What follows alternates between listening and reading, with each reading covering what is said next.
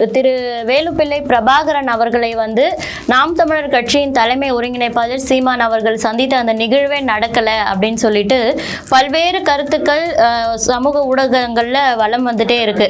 நான் முதல்ல என்ன சொல்றேன், ஏதாவது ஒரு கருத்தை சொல்லுங்கடா அயோக்கிய பிள்ளைகளா. ஒரே திரள தானே பேசுறீங்க, ஏதாவது ஒண்ணு சொல்லணும்ல. ஏன்னா முதல்ல பிரியா திடல்ல உட்கார்ந்து ஒரு கலந்தாய்வு கூட்டம் போட்டு என்ன பொய் சொல்றது, எல்லாரும் ஒரே மாதிரி சொல்லுவோம், ஆளாளுக்கு ஒண்ணு சொன்னா மக்களுக்கு குழப்பமாகதான். ஏன் மாத்தி மாத்தி சொல்லி மாட்டிக்கிறீங்க அப்படின்னு ஏன் மாத்தி மாத்தி சொல்றீங்க, ஒரே பொய்யா சொல்லுங்கடா. நாங்க கோட்டெல்லாம் அழிச்சிட்டு மறுபடியும் இருந்து கோடு போடுவோங்கிற மாதிரி நாங்க இன்னும் 2 நாள் அவகாசம் தர்றோம். அண்ணன் சீமான் அவர்கள் தலைவரை சந்திச்சு படம் எடுத்துட்டு போட்டோ எடுத்துட்டு வந்தாருங்கிறதுக்காகலாம் நாங்க அவர் கூட நிக்கல. அப்படி போட்டோ எடுத்ததுக்காக எல்லாம் கூட நிக்கணும்னா முறைப்படி பார்த்தால் அதுக்கு முன்னாடியே படம் எடுத்த வைகோ கூட போய் நின்றுக்கணும் இல்லையா, ஐயா அண்ணன் திருமாவளவன் கூட போய் நின்றுக்கணும். ஒருவேளை நாளை இன்ஷா அல்லாஹ் எங்களுடைய ஒப்பற்ற தலைவர், ஒப்பாரும் மிக்காரும் இல்லாத தலைவர், எங்களுடைய தலைவர் மேதகு பிரபாகரன் அவர்கள் ஒருவேளை நாளை நேரில் ஆம் இந்த திராவிட திடல் திண்ணிகள் சொல்வது உண்மைதான், 200 ரூபாய் இணைய உப்பிகள் சொல்வது உண்மைதான், செந்தமலன் சீமான் என்னோடு படம் எடுக்கவில்லை, அந்த படம் போலியானது என்று சொன்னாலும் அப்போதும் நாங்கள் அண்ணன் சீமானோடு நிற்போம். அப்போது நாங்கள் தலைவரிடம் சொல்லுவோம். திருமுருகன் காந்திக்கெல்லாம் என்ன காண்டுன்னா, நம்மளால போய் ஒரு படம் எடுக்க முடியாம போயிடுச்சே, எடுத்திருந்தா நாமளும் இந்த அரசியலை செஞ்சிருக்கலாமே, இன்னைக்கு 8% வாக்கு வாங்கி 36 லட்சம் ஓட்டு வாங்கி. இவங்களுக்குலாம் என்ன அவசியம் வருது அப்படின்னு நினைக்கிறீங்க சார்? ஏன்னா குற்றச்சாட்டு வைக்கக்கூடியவங்க எல்லாரும் பாத்தீங்கன்னா பசிக்கும்லம்மா. அம்மா தங்கை அவங்களுக்கும் வயிறு இருக்கு, ஒரு ஜான் வயிறு இருக்கு, அவங்களுக்கும் பசிக்கும்ல. அப்ப அதுக்கு என்ன செய்ய முடியும்? அண்ணன் சீமான கழுவி ஊத்துனா தான், ஏதாவது விமர்சனத்தை வச்சா தான் அறிவாலயத்துல போனா கறி கஞ்சி போடுவாங்க, 4 எலும்பு எடுத்து கடிக்கலாம். அண்ணன் சீமான் அவர்களும் பாத்தீங்கன்னா நேரடி விவாதத்திற்கு நான் தயார், யாருடன் வேணுமாலும் நேரடி விவாதத்துக்கு நான் தயார் அப்படின்னு சொல்றாரு. அவங்களும் எதிர் தரப்புல இருந்து நாங்க தான் அதை எடிட் பண்ணி கொடுத்தோம், நாங்களும் தயார் அப்படின்னு சொல்றாங்க. ஒருவேளை 2 தரப்பும் தயாராக இருக்கும் பட்சத்தில் எதிர்வரும் காலங்கள்ல இந்த விவாதம் நடக்கிறதுக்கான வாய்ப்புகள், சாத்தியக்கூறுகள் இருக்குங்களா சார்?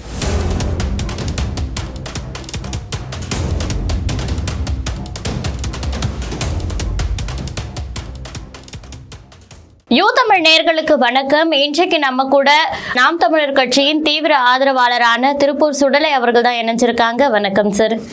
வணக்கம். இப்போ பாத்தீங்கன்னா திரு வேலுப்பிள்ளை பிரபாகரன் அவர்களை நாம் தமிழர் கட்சியின் தலைமை ஒருங்கிணைப்பாளர் சீமான் அவர்கள் சந்தித்த அந்த நிகழ்வே நடக்கலை அப்படின்னு சொல்லிட்டு பல்வேறு கருத்துக்கள் சமூக ஊடகங்கள்ல வலம் வந்துட்டே இருக்கு. அதுக்கு சொந்தம் கொண்டாடுறதுக்காக அந்த போட்டோவை எடிட் பண்ணது நான் தான், இல்ல அது நான் தான் அப்படின்ற மாதிரி நிறைய பேரும் சோசியல் மீடியால பல கருத்துக்களை தெரிவிச்சிட்டு இருக்காங்க. உண்மையிலே இந்த நிகழ்வுல இருக்கக்கூடிய உண்மைகள் என்ன அப்படின்றத நாம் தமிழர் கட்சியின் தீவிர ஆதரவாளராக இருக்கக்கூடிய நீங்க சொன்னா நல்லா இருக்கும்னு நினைக்கிறோம் சார். இல்ல, நான் கட்சியினுடைய மாநில இளைஞர் பாசறை ஒருங்கிணைப்பாளர். என்ன செய்தி அப்படின்னா, முதல்ல இந்த விமர்சனமே பொதுவா பெரியாரை ஆதரிக்கக்கூடிய அந்த திராவிடர் கழகத்தினுடைய ஆதரவாளர்கள் தான் ஆளுக்கு ஒரு கருத்தை சொல்றாங்க. நான் முதல்ல என்ன சொல்றேன், ஏதாவது ஒரு கருத்தை சொல்லுங்கடா அயோக்கிய பிள்ளைகளா. ஒரே திரள தானே பேசுறீங்க, ஏதாவது ஒண்ணு சொல்லணும்ல. அவர் சுபவி ஐயா என்ன சொல்றாருன்னா, இது போல சீமான் அண்ணன் ஈழத்துக்கு போகவே இல்லை, அவர் போனேன்னு சொல்றதே பொய்ன்னு அவர் சொல்றாரு. இந்த பக்கம் அண்ணன் கொளத்தூர் மணி அண்ணன் என்ன சொல்றாருன்னா, இல்ல சீமான் அண்ணன் ஈழத்துக்கு போனது உண்மைதான், நான் தான் அனுப்பி வச்சேன், ஆனா அங்க புகைப்படம் எல்லாம் எடுத்தது எனக்கு அதை பத்தி தெரியல, அது உண்மையா இருக்க வாய்ப்பு இல்லைன்னு சொல்றாரு அவரு. அப்புறம் இந்த பக்கம் திருமுருகன் காந்தி பாத்தீங்கன்னா, இவர் போனாரு, ஆனா ஒரு 8 நிமிஷம் தான் சந்திச்சாரு, அதை வைத்துக் கொண்டு அரசியல் செய்யறாருன்னு அண்ணன் திருமுருகன் காந்தி சொல்றாரு. இது போக இப்போ ஒரு எடிட்டர், ஒரு சங்ககிரி ராஜ்குமார்னு ஒருத்தர், அவரை கூப்பிட்டு அந்த குழந்தையே நான் தான்ங்கிற மாதிரி அந்த படத்தை எடிட் பண்ணதே நான் தான் அப்படின்னு சொல்லி அவர் ஒரு பக்கம் சொல்றாரு. இப்ப திமுக இருக்க மரியாதைக்குரிய அண்ணன் ராஜீவ் காந்தி அவர் என்ன சொல்றாருன்னா, அந்த குழந்தைய வாங்கிட்டு கொடுத்ததே நான் தான், அந்த எடிட் செய்யப்பட்ட அந்த படத்தை, அந்த ஹார்ட் டிஸ்க வாங்கிட்டு கொடுத்ததே நான் தான் அப்படின்னு அவர் சொல்றாரு. ஏன்னா முதல்ல பிரியா திடல்ல உட்கார்ந்து ஒரு கலந்தாய்வு கூட்டம் போட்டு என்ன பொய் சொல்றது, எல்லாரும் ஒரே மாதிரி சொல்லுவோம், ஆளாளுக்கு ஒண்ணு சொன்னா மக்களுக்கு குழப்பமாகதான். ஏன் மாத்தி மாத்தி சொல்லி மாட்டிக்கிறீங்க அப்படின்னு ஏன் மாத்தி சொல்றீங்க, ஒரே பொய்யா சொல்லுங்கடா. நாங்க கோட்டெல்லாம் அழிச்சிட்டு மறுபடியும் இருந்து கோடு போடுவோங்கிற மாதிரி நாங்க இன்னும் 2 நாள் அவகாசம் தர்றோம். போய் பெரியார் திடல்ல உட்கார்ந்து என்ன பொய் சொல்லலாம், எப்படி சொல்லலாம், நான் இதை சொல்றேன் நீங்க இதை சொல்லி எல்லாரும் ஒரே மாதிரி சொல்லுவோம்னு பேசிட்டு வாங்க. நாங்க என்ன சொல்றோம், அண்ணன் சீமான் அண்ணன் தலைவரை சந்திச்சாரா இல்லையா, அந்த பிரச்சனை உங்களுக்கு எதுக்கு? நாங்க சொல்றோம், வெளிப்படையா சொல்றோம், அண்ணன் சீமான் அவர்கள் தலைவரை சந்திச்சு படம் எடுத்துட்டு போட்டோ எடுத்துட்டு வந்தாருங்கிறதுக்காகலாம் நாங்க அவர் கூட நிக்கல. அப்படி போட்டோ எடுத்ததுக்காக எல்லாம் கூட நிக்கணும்னா முறைப்படி பார்த்தால் அதுக்கு முன்னாடியே படம் எடுத்த வைகோ கூட போய் நின்றுக்கணும் இல்லையா, ஐயா அண்ணன் திருமாவளவன் கூட போய் நின்றுக்கணும். அண்ணன் குளத்தூர்மணி கூட போய் நின்றுக்கணும். இன்னும் எத்தனையோ பேர் வந்து ஐயா நெடுமாறன் கூட போய் நின்றுக்கணும். அவர்கள் எல்லாம் அண்ணன் சீமானுக்கு முன்பாகவே தலைவரோடு நெருக்கமாக படம் எடுத்தவர்கள் தான்.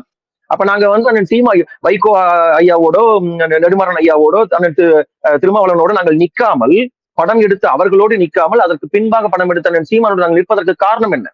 அவர் படம் எடுத்து அறிஞ்சதுக்காகலாம் நாங்க நிக்கல. மாறாக என்னை போன்ற இளவயது பிள்ளைகளுக்கெல்லாம் தலைவரை பற்றி பாடம் எடுத்தவர் எங்கள் அண்ணன் சீமா. அதனால நாங்க நிக்கிறோம். உங்களுக்கு புரியுதா உங்களுக்கு? அதனால இப்ப இவன் சொல்றான், சமூக இயக்கத்துல போடுறான், நாளைக்கு ஒருவேளை தலைவர் பிரபாகரனே வந்து சீமான் என்னோடு படம் எடுக்கலன்னு சொன்னாலும் நாம் தமிழர் தம்பிங்க ஏத்துக்க மாட்டாங்க, அவரையுமே வந்து எதிர்த்து பேசுவாங்கன்னு போடுறாங்க. அது ஒரு வகையில் உண்மைதான். ஆம், ஒருவேளை நாளை இன்ஷா அல்லாஹ் எங்களுடைய ஒப்பற்ற தலைவர், ஒப்பாரும் மிக்காரும் இல்லாத தலைவர், எங்களுடைய தலைவர் மேதகு பிரபாகரன் அவர்கள் ஒருவேளை நாளை நேரில் வந்து ஆம் இந்த திராவிட திடல் திண்ணிகள் சொல்வது உண்மைதான், 200 ரூபாய் இணைய ஊப்பிகள் சொல்வது உண்மைதான், செந்தமிழன் சீமான் என்னோடு படம் எடுக்கவில்லை, அந்த படம் போலியானது என்று சொன்னாலும் அப்போதும் நாங்கள் அண்ணன் சீமானோடு நிற்போம். அப்போது நாங்கள் தலைவரிடம் சொல்லுவோம், தலைவா, உன்னத தலைவா, தங்க தலைவா, தானை தலைவா, உங்களோடு அண்ணன் படம் எடுத்தார் என்பதற்காக நாங்கள் அவரோடு நிற்கவில்லை, உங்களை பற்றி எங்களுக்கெல்லாம் பாடம் எடுத்தார், உங்களை பற்றி இந்த மண்ணில் தடம் பதித்தார் என்பதற்காக நாங்கள் சீமானோடு நிற்கிறோம் என்று நாங்கள் தலைவரிடத்திலேயே சொல்லுவோம். விளங்குதா உங்களுக்கு? அதனால இதை வச்சுக்கிட்டு அரசியல் செய்ய வேண்டிய அவசியம் இல்லை. இவங்களுக்கு என்னன்னா, எங்களுக்கு காண்டு, திருமுருகன் காந்திக்கெல்லாம் என்ன காண்டுன்னா, நம்மளால போய் ஒரு படம் எடுக்க முடியாம போயிடுச்சே, எடுத்திருந்தா நாமளும் இந்த அரசியலை செஞ்சிருக்கலாமே, இன்னைக்கு வந்து 8% வாக்கு வாங்கி 36 லட்சம் ஓட்டு வாங்கி தமிழ்நாட்டுல ஒரு அங்கீகரிக்கப்பட்ட கட்சியாக இவ்வளவு பெரிய ஆளுமையாக அண்ணன் சீமான் வந்து விட்டாருங்கிற வைத்தறிச்சல். அந்த வைத்தறிச்சல்ல என்ன பேசுறோம் எங்க பேசுறோம்னு தெரியாம ஆளாளுக்கு ஏதோ பேசுகிறார். தலைவருடைய குடும்பத்திலிருந்து இயக்கத்திற்கும் அவருக்கும் தொடர்பே கிடையாது. மரியாதைக்குரிய கார்த்திக் மனோகரன் அவரை கூப்பிட்டு வந்து பேச வைக்கிறாங்க. இல்ல அவர் என்ன சொல்றாரு, இல்ல சீமானண்ண வந்தது உண்மைதான், படம் எடுத்ததும் உண்மைதான், ஆனா இட்லி கறி எல்லாம் சாப்பிடல, ஆமக்கறி எல்லாம் சாப்பிடலங்கிறாரு. இவர் வந்து பிறந்த கை குழந்தையா இருக்கும் போதே அவர் டென்மார்க் போயிட்டாரு. அவருக்கும் இயக்கத்துக்கும் எந்த சம்மந்தமும் இல்லை. அதனால தலைவர் மேதகுவே பிரபாகரன் அவர்களுடைய வழி தோன்றலாக, அவருடைய தம்பியாக அவர் வந்து ஈழ நிலத்தில் எந்த அரசியலை முன்னெடுத்தாரோ அந்த அரசியலை இந்த நிலத்தில் முன்னெடுக்கின்ற தமிழீழ விடுதலை புலிகளினுடைய அரசியல் படைப்பிரிவின் தலைவனாக நாம் தமிழர் கட்சியின் தலைவர் அண்ணன் சீமான் அவர்கள் இருக்கிறார். அதனால நீங்கள் எந்த அவதரை அள்ளி வீசினாலும் அதற்கெல்லாம் நாங்கள் வந்து அசந்து போகிற ஆட்கள் அல்ல. முடிஞ்சா எங்க கட்சியில இருந்து இன்னும் ஏதாவது ஆகாத ஆட்கள் இருந்தா ஏதாவது 4 பேரை கூட்டு போயிட்டு நாங்க 4000 பேரை சேர்த்தோம்னு சொல்லக்கூடிய ஏதாவது வேலை வந்து அந்த வேலையை போய் பாருங்கடா, அயோக்கிய பிள்ளைகளா. இப்போ இவங்களுக்கு எல்லாம் என்ன அவசியம் வருது அப்படின்னு நினைக்கிறீங்க சார்? ஏன்னா குற்றச்சாட்டு வைக்கக்கூடியவங்க எல்லாரும் பாத்தீங்கன்னா பசிக்கும்லம்மா, அம்மா தங்கை அவங்களுக்கும் வயிறு இருக்கு, ஒரு ஜான் வயிறு இருக்கு, அவங்களுக்கும் பசிக்கும்ல. அப்ப அதுக்கு என்ன செய்ய முடியும்? அண்ணன் சீமான கழுவி ஊத்துனா தான், ஏதாவது விமர்சனத்தை வச்சா தான் அறிவாலயத்துல போனா கறி கஞ்சி போடுவாங்க, 4 எலும்பு எடுத்து கடிக்கலாம். அதனால வயிற்று பசிக்காக பாவம் என்ன செய்யறதுன்னு தெரியாம அண்ணன் சீமான் மேல இது பண்றாங்க. அதனால நாங்க அவர்களை மன்னிக்கிறோம். ஏன்னா எங்களை வைத்து நீங்கள் வயிறு வளர்க்குறீங்க, அறிவாலயத்துல ஓசி சோருக்கு போய் லைன்ல நிக்கிறீங்க. சரி, எங்களை திட்டினாதான் உனக்கு சோறு கிடைக்கும்னா போ, நல்லா வந்துட்டு போ, சாப்பிட்டு போ, திட்டிட்டு போன்னு 4 திட்டு சேர்த்து திட்டு சீமான அப்படின்னு நாங்க வந்து அதை கண்டுக்காம தான் கடந்து போக விரும்புறோம். அண்ணன் சீமான் அவர்களும் பாத்தீங்கன்னா நேரடி விவாதத்திற்கு நான் தயார், யாருடன் வேணுமாலும் நேரடி விவாதத்துக்கு நான் தயார் அப்படின்னு சொல்றாரு. அவங்களும் எதிர் தரப்புல இருந்து நாங்க தான் அதை எடிட் பண்ணி கொடுத்தோம், நாங்களும் தயார் அப்படின்னு சொல்றாங்க. ஒருவேளை 2 தரப்பும் வந்து தயாராக இருக்கும் பட்சத்தில் எதிர்வரும் காலங்கள்ல வந்து இந்த விவாதம் நடக்கிறதுக்கான வாய்ப்புகள், சாத்தியக்கூறுகள் இருக்குங்களா சார்? இல்ல, அதை வந்து அந்த பேட்டி எடுத்த அந்த ஊடகம் தான் சொல்லணும். நாங்கள் அண்ணன் வெளிப்படையாக சொல்லிட்டாரு விவாதத்துக்கு நாங்கள் தயார்னு. ஆனா என்ன கேட்டா இதுல ஒரு சின்ன வருத்தம் என்னன்னா, இது போன்ற அல்லறை சிலர்களோட எல்லாம் விவாதம் செய்வதற்கு அண்ணன் சீமான் எல்லாம் தேவையில்லை. அவருடைய தரத்துக்கு இவங்கிட்ட எல்லாம் போய் வந்து அவர் விவாதம் பண்ண வேண்டிய அவசியம் இல்லை. சின்ன பையன் நானே போதும், திருப்பசூர்லை நானே போதும், அவங்களோட விவாதம் செய்வதற்கு போதுமானது. இருந்தாலும் நம்ம அண்ணன் சொல்லியிருக்கிறாரு, அதற்கு அவங்க என்ன சொல்றாங்கன்னு பார்ப்போம். அப்படி இருந்தால் நிச்சயமாக அதை சந்திக்கிறதுக்கு நாங்க தயாரா இருக்கிறோம். பல உண்மைகள் வெளிச்சத்துக்கு வரும். இணைப்பில் வந்து உங்களுடைய தகவல்களை பகிர்ந்துகிட்டதுக்கு ரொம்ப நன்றிங்க சார். ரொம்ப நன்றிங்கம்மா, நன்றி.